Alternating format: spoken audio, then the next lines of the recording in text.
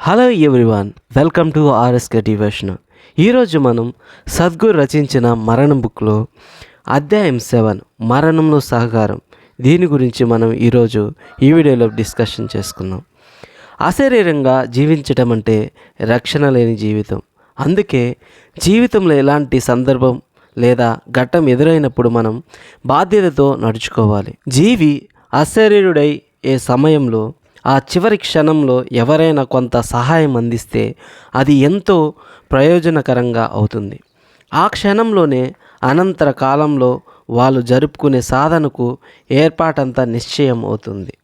So అంతిమ క్షణాలు అత్యంత ప్రధానం అనే టాపిక్ గురించి ఈ వీడియోలో మనం ఈరోజు డిస్కస్ చేసుకుందాం. సశరీర స్థితి నుంచి అశరీర స్థితికి చేరే సంధి కాలానికి ఎందుకింత ప్రాముఖ్యం? ఒక ఉపమానం చెప్తాను. ఇప్పుడు మీరు శరీరంలో ఉన్నప్పుడు మీరు ఒక నది లాంటి వాళ్ళు, ఒక దిశగా ప్రవహిస్తారు. శరీరం వదిలి అశరీరులైనప్పుడు మీరు ఆవిరైపోయి మొబ్బు తునకగా మారిపోయినట్టు.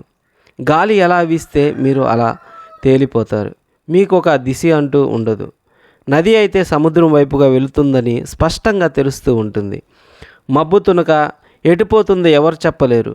గాలివాటం ఎటుంటే అది అటు వెళుతుంది. శరీరాన్ని, దానితో పాటు వివేచన బుద్ధిని కోల్పోవటం అలాంటిదే. మీకు ఒక వివేచన బుద్ధి ఉంటే అది అటు పోవాలో ఇటు పోవాలో నిర్ణయిస్తుంది. కానీ మరణించిన తర్వాత మీరొక దూది పింజం. మీ కర్మ ఫలాలను బట్టి అది అలా తేలిపోతూ ఉంటుంది. మన వాళ్ళప్పుడు దేవతలు మేఘాల మధ్య తిరుగుతుంటారని చెప్పేవాళ్ళు కదా. వాళ్ళు ఉపయోగించింది సరైన ఉపమానం. మనిషిగా మీకొక విశిష్టత ఉంది. మీ జీవన మార్గాన్ని మీరు మీ వివేచనను ఉపయోగించి ఎంచుకోగలరు. ఆ వివేకాన్ని ఉపయోగించకపోతే మీరు మనిషే కాదు. ఉదాహరణకు, నాకు ఆకలి వేసిందనుకోండి. ఆ ఆహారాన్ని నా ముందు పెడితే నేను నా విచక్షణ శక్తిని వాడి వద్దు, నేను ఈ ఆహారం తినను అని చెప్పగలను. నాకు ఆ వివేచన ఉంది కనుక శారీరకంగా ఎంతటి తప్పనిసరి పరిస్థితి వచ్చినా తినదలుచుకోకపోతే నేను తినను. అంతే, నేను వివేచించగలను. ఆ వివేచన లేకపోతే మనిషి గాలి లాంటి వాడే. గాలివాటం బట్టి కదులుతూ ఉంటాడు. శరీరం కోల్పోవడంతో విచక్షణ చేయగల బుద్ధిని కోల్పోతారు. జ్ఞాపకశక్తి, మనసు అలాగే ఉంటాయి, కానీ విచక్షణ ప్రక్రియ మాత్రం ఉండదు. అలాంటి స్థితిలో మీకేదైనా కొంచెం దుఃఖం కలిగితే అది 1,00,000 రెట్లు పెరిగిపోతుంది. మీకేదైనా కొంచెం సుఖం అనుభవం అయితే అది 1,00,000 రెట్లు పెరిగిపోతుంది. ఎందువల్ల? ఈరోజు మీకెందుకో కొంచెం కోపం వచ్చిందనుకోండి. మీ విచక్షణాత్మకమైన బుద్ధి ఉపయోగించి మీరు దాన్ని నియంత్రించగలరు. ఈ విచక్షణాత్మకమైన బుద్ధి లేకపోతే ఆ కొంచెం కోపం పెరిగిపోయి ఉన్మాదంలా మారిపోతుంది. అందుకే మరణ సమయానికి ప్రత్యేకమైన ప్రాముఖ్యం. ఆ సమయంలో మీ మనసు లోపల ఉన్న విషయం సుఖదాయకమై దుఃఖదాయకమై విచక్షణ చేసి బుద్ధి లేకపోవడం వల్ల ఎన్నో రెట్లు పెరిగిపోతుంది.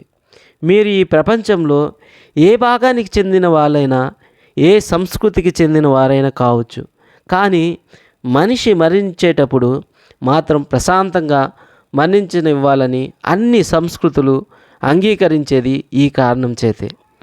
ఈ అశరీర దశలో మీలో సుఖప్రదమైన విషయాలు వృద్ధి పొందితే మీరు స్వర్గంలో ఉన్నారు అంటాం. దుఃఖకరమైన విషయాలు పెరిగిపోయి ఉంటే నరకంలో ఉన్నట్టు. స్వర్గం, నరకం అనేవి భౌగోళిక ప్రదేశాలు కావు, అవి మానవుడి అనుభవాలు.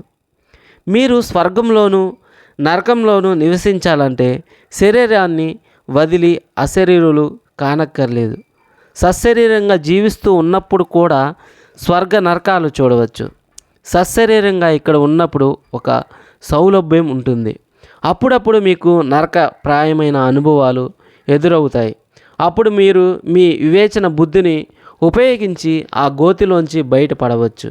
అలాగే అప్పుడప్పుడు స్వర్గాతులమైన అనుభవం ఎదుర్కోవచ్చు. అది ఎంత సుఖదాయకమైన అనుభవమైన బుద్ధిశక్తితో దాన్ని వదిలేసి ముందుకు సాగిపోవచ్చు. సశరీరంగా ఉన్నప్పుడు కూడా వివేచన శక్తి కోల్పోయిన వాళ్ళు దిగులకు గురైతే చాలా కాలం పాటు ఆ కుంగుబాటులోనే ఉండిపోతారు. సుఖదాయకమైన అనుభవాలు అటువంటి వాళ్ళకే వ్యసనాలుగా మారిపోతాయి. భారతీయ సాంప్రదాయంలో మరణించబోతున్న వ్యక్తితో ఎలా వ్యవహరించాలన్న విషయానికి చాలా ప్రాముఖ్యం ఇచ్చారు. మనిషి సరైన ప్రదేశంలో, సరైన వాతావరణంలో, సరైన భావనలతో మరణించాలి అని అన్నారు. ఎవరైనా చనిపోతూ ఉంటే మీరు అయ్యో, అమ్మో, అయ్యయ్యో అనకూడదు. రామ, కృష్ణ, శంభో ఇలాంటి మాటలు అనాలి. మరణించేవారు కేవలం వాళ్ళ గురించి కాకుండా దానికి మించిన విషయం గురించి ఆలోచించేందుకు దోహదం చేసే మాటలన్నమాట. ఇదొక మహా అద్భుతమైన శాస్త్రీయ ప్రక్రియ. ఇది భావోద్రేక సంబంధమైన చర్య కాదు. ఈ చివరి క్షణంలో మీరు ఆ వ్యక్తులు కలిగిస్తున్న భావన కానీ, భావోద్వేగం కానీ ఆ జీవిలో ప్రధానమైన సంస్కారంగా మిగిలిపోతుంది. అందుకే అన్నారు, మీ ముందు మరణిస్తున్న వ్యక్తి మీకు శత్రువైనా సరే మీరు ఆ వ్యక్తి మరణించేందుకు సరైన వాతావరణాన్ని సృష్టించి అతగాడు ప్రశాంతంగా మరణించేలా చూడాలి. వికారమైన చేష్టలు చేయవద్దు అని. యుద్ధంలో అతన్ని మీరే పేల్చి వేసి ఉండవచ్చు, అయినా అతగాడు మరణించేటప్పుడు మీరు మీ టోపీని తొలగిస్తారు, లేదా రామా రామా అని కానీ మీకు తెలిసిన మర్యాద అయినా కానీ జపిస్తారు. కారణం అప్పుడు కలిగే సంస్కారాలు అతడితో ఎన్నో జన్మల పాటు వెంట ఉంటాయి. వాళ్ళు తమ జీవిత కాలమంతా ఎలా గడిపి ఉన్నా ఆ ముహూర్తంలో సరైన సంస్కారం ఏర్పరచుకోగలిగితే వాళ్ళ ప్రస్థానం దుఃఖదాయకంగా కాకుండా ఆనందమయంగా సాగుతుంది. ఒక ప్రాణి జీవితాన్ని వికసింప చేయడానికి అతగాడి మరణ సమయం మంచి మహాదవకాశం. ఓ మనిషి మరణిస్తున్నాడంటే అప్పటికి ఈల వేసినట్టే, ఆట ముగిసిపోయినట్టే. ఒక బంతిని ఇప్పుడు ఎంత బాగా తన్నినా ప్రయోజనం లేదు. అయిన వాళ్ళతో మీ శత్రుత్వం వాళ్ళు తమ శరీరాలతో ఉన్నంతసేపే.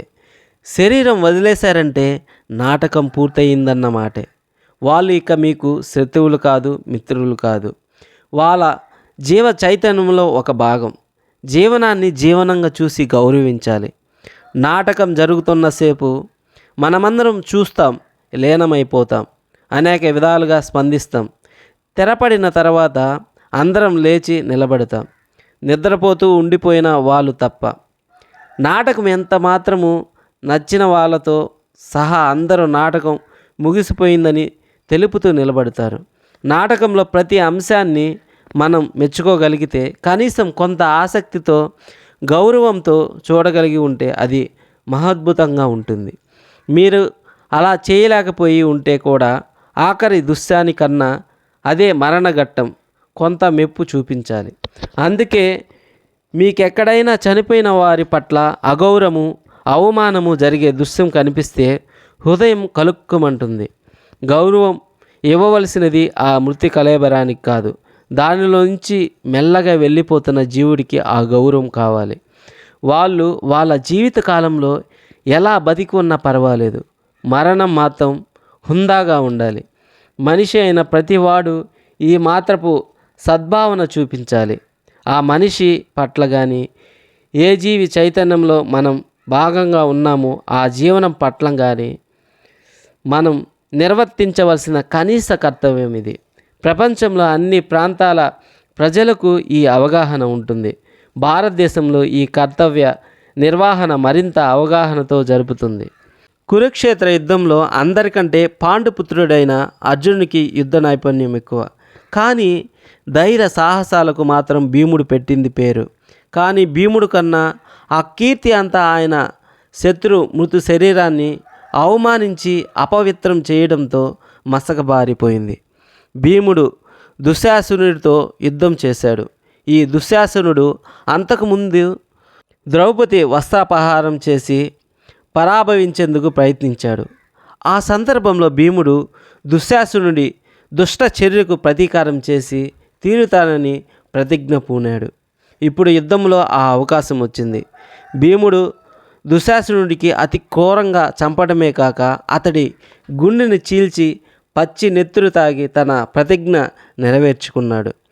రెండు పక్షాలలో ఉన్న వీరులందరూ భీముడు చర్యని గర్వించారు. భీముడు అలా చేసింది తన ప్రతిజ్ఞను నిలుపుకోవటానికి. అయినా ఇంతటి హేవమైన పని చేసి యుద్ధ నియమాలను ఉల్లంఘించి శత్రు వీరుడి మృతదేహాన్ని అవమానించడం వల్ల ఆయనకు శాశ్వతమైన అపకీర్తి తప్పలేదు.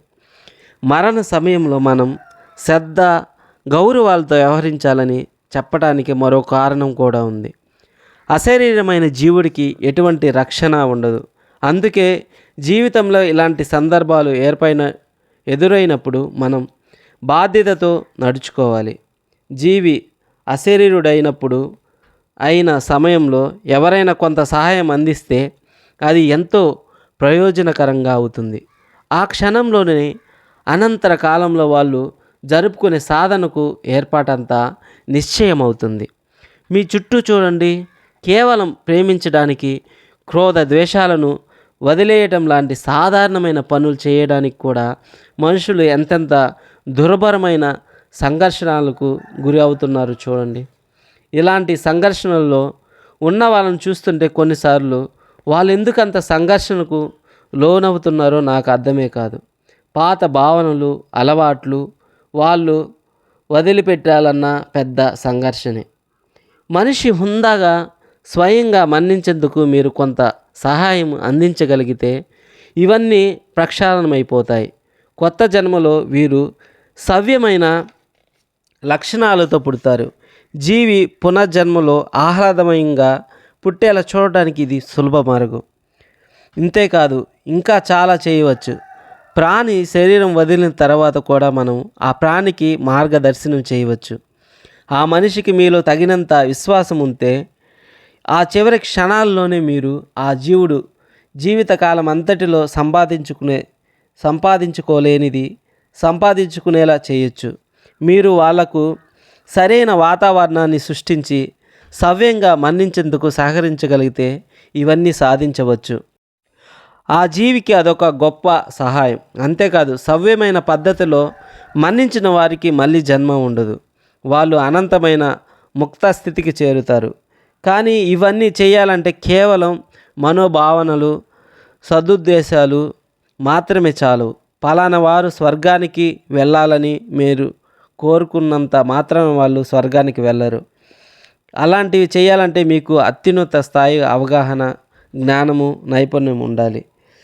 అవి లేకుండా ఇదంతా జరిగే ప్రశ్నే లేదు. సో ఇదండి అంతిమ క్షణాలు అత్యంత ప్రధానమైన టాపిక్ గురించి సద్గురు మాటల్లో. నెక్స్ట్ వీడియోలో మనము బాధలో ఉన్న వారికి చనిపోవడానికి సహాయం చేయాలా లేదనే టాపిక్ గురించి సద్గురు మాటల్లో తెలుసుకుందాం. Thank you for watching.